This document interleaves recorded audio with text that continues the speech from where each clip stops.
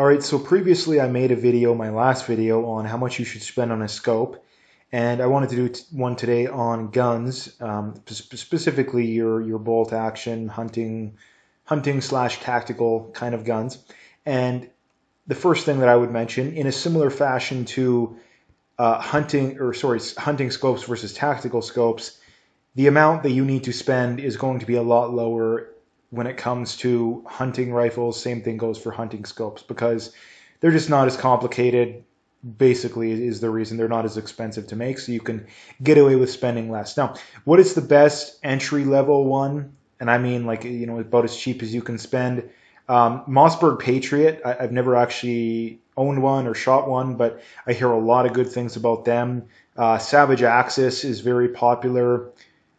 They're definitely not as good. I've not shot one, but I've seen people shoot them. Honestly, you can definitely tell they're entry level guns. Not that they're complete pieces of junk, but you can definitely tell they're entry level.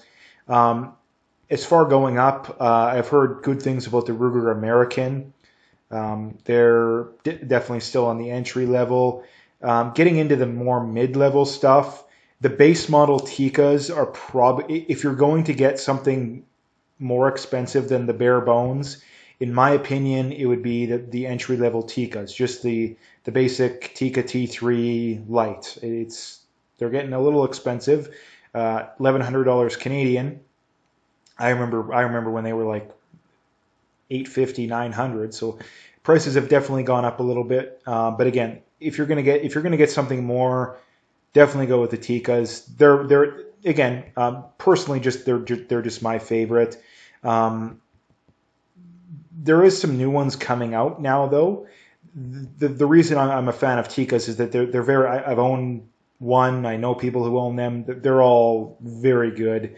I've owned and or shot, the Weatherbys, the Brownings, Remingtons, Savages, basically all of the other ones, and the Tikkas are clearly the best in my opinion. Now, there is some newer ones. There's newer models coming out. I see Winchester's got some new ones.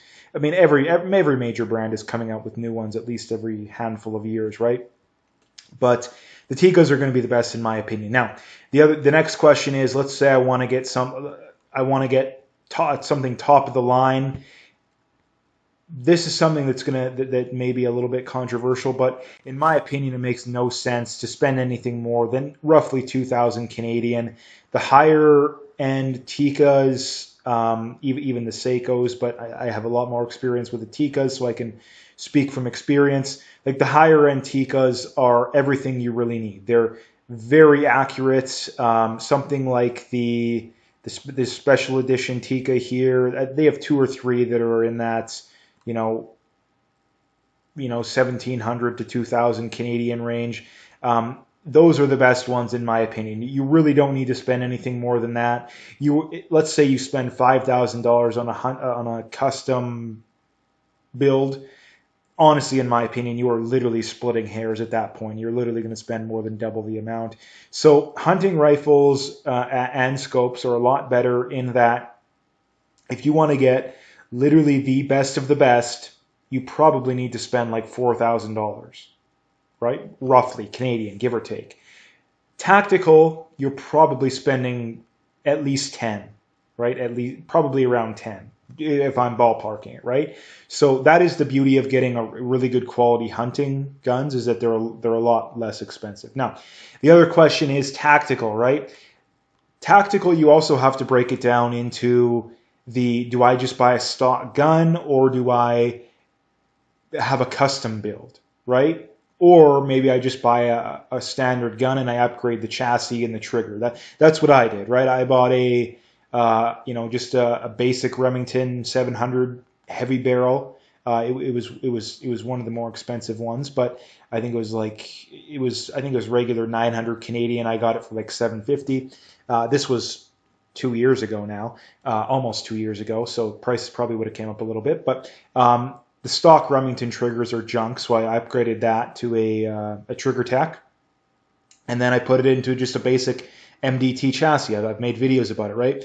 as far as something entry level, that's about as good as you can. And depending on who you talk to, that's entry level. I mean, it was the like I say, the barrel to action. If you buy it new at regular price, you're looking at about $900.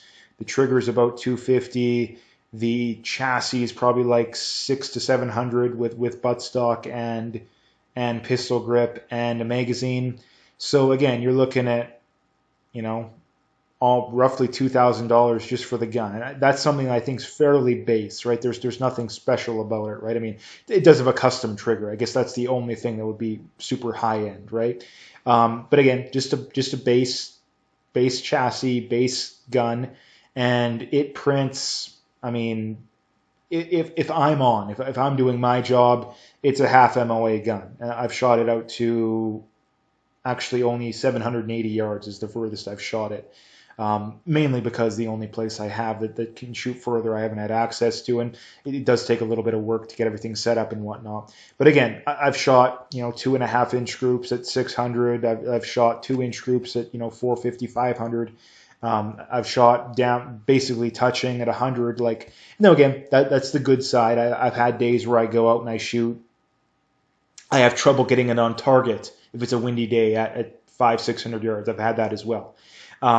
So again, but I'm saying is that if I do my job right, I don't shoot as much as I would like. If you're someone who shoots quite a bit, a gun like that is going to do very good. As far as actual guns go, Savage 110 Tactical is probably the best entry level. That's about as cheap as you can go for an entry level tactical gun that has everything you need, because for a tactical gun, you probably want something that has an upgraded chassis, and you probably want something that has a barrel that's designed for target shooting. I've seen stock hunting rifles that shoot half MOA at 500-600 yards, right? I mean, some of those higher end Tikka ones do. I've seen it. I've done it and I've seen it. So you can shoot long range if you have a quality hunting rifle. You can certainly do that as well. But I'm talking about if you want to buy a gun specifically for that. Now, the other question too is that let's say you have no budget. Again, you're looking at like a $5,000 to $10,000 custom gun. Now that is out of the realm of possibilities for the vast majority of people. And even if you can afford it, in my mind, for most people, it's unnecessary, right? If you go to some of these higher end PRS matches, yeah, these guys all have. Not all of them, but most of them have the $10,000, maybe even more expensive custom guns, right? So, but you really don't need that, right? I mean, if I can print half MOA with a low to mid level gun, and I don't even shoot that much anymore, I don't see why the average person needs to blow a whole bunch of money, right? In my mind, you just need a solid barrel, an upgraded chassis, most likely a custom trigger, because I think custom triggers certainly help out a lot. The only stock trigger that I'm a really big fan of is the Savage AccuTrigger, especially if you can adjust them easily, because some of them are easier than others. I mean, the Tikka ones are decent. The Tikka ones are definitely decent, but again, the stock Remington ones are junk. Weatherby, hit and miss. I'm thinking of other ones I've shot. Browning, again, hit and miss. I've never shot a Bergara, though. That's the other big question, too. The Bergaras are all the rage. If you're looking at people that have stock guns, typically it's going to be Tikka, or it's going to be Bergara, or it's going to be, custom is the other way that people like to go when it comes to tactical. I've never shot a Bergara, but they're very similar to the Remingtons. A lot of their parts are even interchangeable, I believe.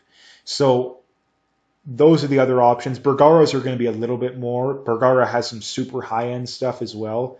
Not like, Accuracy International expensive, but pretty expensive. They also have some decent, their entry levels more comparable to a mid-level. I mean, even their entry-level long-range guns, you're looking at like, maybe 1,500 Canadian on the really low end, probably around 2,000 is more likely. Last I checked, I think they're like maybe 1,700-1,800 for the more base model ones. So, in my opinion, again, you probably want to try and get something at least mid level, right? In my experiences, the difference between the bare essentials and this goes for hunting rifles and for tactical, the bare minimum, the difference between the bare minimum and the mid-level stuff versus the mid-level stuff versus the high-end stuff, the difference between the bare minimum and the mid-level is bigger than the difference between the mid-level and the high-end, at least in my experience. And especially with hunting guns, you don't really need to save up that much. You could probably get away, again, Tikka T3, just the base T3 with like a, I don't know, you could spend like $400 or $500 on a scope and still have maybe $200-300 left for accessories. You can get a pretty good hunting rifle for 2,000 Canadian that is going to be 95% as effective as if you buy a custom, $5,000 to $10,000 hunting rifle, right? Tactical, same thing goes for that. Although tactical, you're probably going to have to spend, $2,000 on the $1,500 to $2,000 on the gun. $1,500 if you're lucky, probably realistic. $2,000, maybe even $2,500, depending on the exact model, the exact accessories, blah blah blah blah blah. And then you're probably looking at $1,000 for maybe $800, $700-800 if you can find something on sale or that's a really good deal on the scope, right? So to get a solid mid-level tactical gun, you're probably looking at like $3,000, $3,500 to be safe Canadian, right? American, take 20-25% off every number I brought up.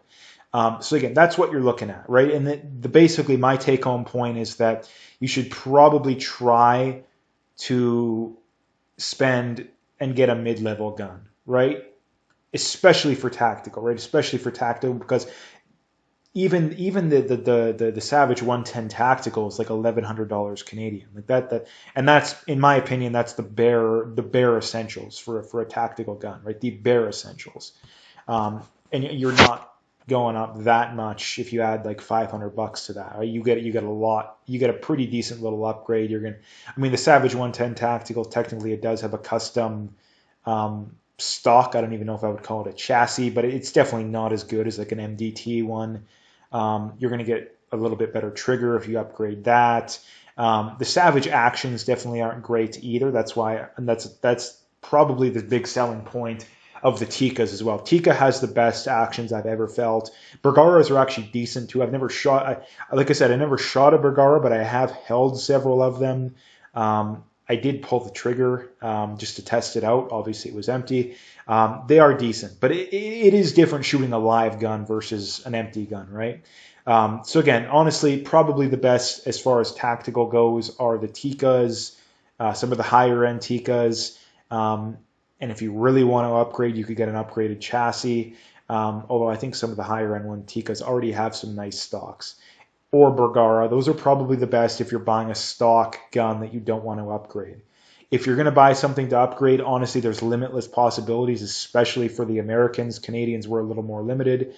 But again, you could just buy a base Remington heavy barrel, buy an upgraded chassis, buy a custom trigger, and you're good to go. You're going to get a gun that has half MOA potential if you do your job right out of the box. So anyway, that's what I wanted to bring up. I'm sure there's more to talk about, but I'm just trying to get over the basics here. So again, if you liked the video, hit that like and subscribe, and stay tuned for more.